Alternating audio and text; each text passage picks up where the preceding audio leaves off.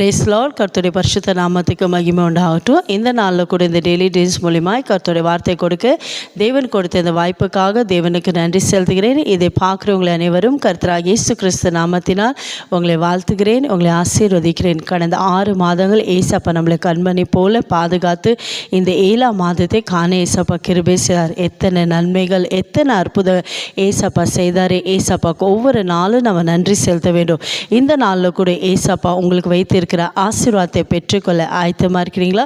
நிச்சயமாகவே கர்த்தர் உங்களை ஆசீர்வதிக்க வல்லமை உள்ள தேவனாக இருக்கிறார். வேத புஸ்தகத்தில் பார்க்கும்போது யோப் என்ற புஸ்தகம் 13ஆம் அதிகாரம் 15ஆம் வசனத்தை வாசிப்போம்.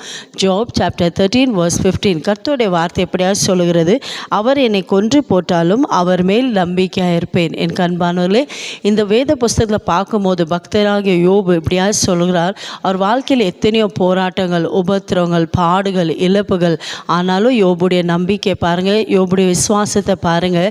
ஏசப்பா என்னை கொன்று போட்டாலும் அவர் மேல் நம்பிக்கையாக இருப்பேன் என்று சொல்கிறார். ஏன்னா யோபுக்கு தெரியும், அவர் ஆராதிக்கிற தேவன், அவர் நம்புகிற தேவன் சர்வ வல்லமை உள்ள தேவன், அவர் சர்வத்தியம் செய்ய வல்லமை உள்ள தேவன் என்று யோபு அறிந்தார். ஒருவேளை இதை பார்த்து கொண்டு உங்கள் வாழ்க்கையில் கூட யோபின் வாழ்க்கையில் போல் அநேக விதமாக போராட்டங்களா, பிரச்சனைகளா, இழப்புகளா, வியாதிகளா, வறுமைகளா, எந்த சூழ்நிலையோ நீங்கள் ஏசப்பா மேலே வைத்திருக்க நம்பிக்கை விட்டுறாதீங்க. யோபு ஏசப்பா உறுதியாய் பற்றி கொண்டிருந்தார். அதுதான் யோபு சொல்ற, கர்த்தர் என்னை கொன்று போட்டாலும் அவர் மேல் நம்பிக்கையாக இருப்பேன். ஏசப்பா யோபுடைய நம்பிக்கை பார்த்து, அவன் விசுவாசத்தை பார்த்து அவனுக்கு எழுந்து போன எல்லா ஆசீர்வாதங்கள் இரட்டித்தனையாய் கர்த்தர் கொடுத்தார்.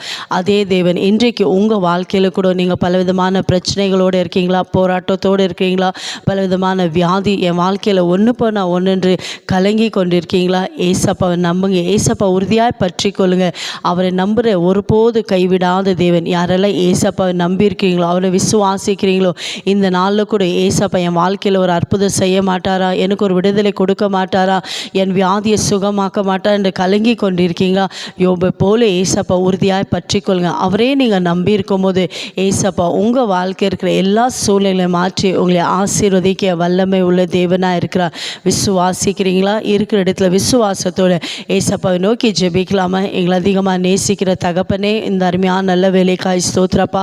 இந்த நேரத்தில் கூட அப்போ யாரெல்லாம் ஏசப்பா வாழ்க்கையில் அநேக விதமான பிரச்சனைகள், போராட்டங்கள், கண்ணீர்கள், ஒன்று போனால் ஒன்று என்று சொல்ல முடியாத பலவிதமான காரியத்தை நிமித்தம் பாதிக்கப்பட்டு இருக்காங்க. ஏசப்பா என் ஜனங்களுடைய வாழ்க்கை இருக்கிற எல்லா சூழலை மாற்றி போடுங்கப்பா.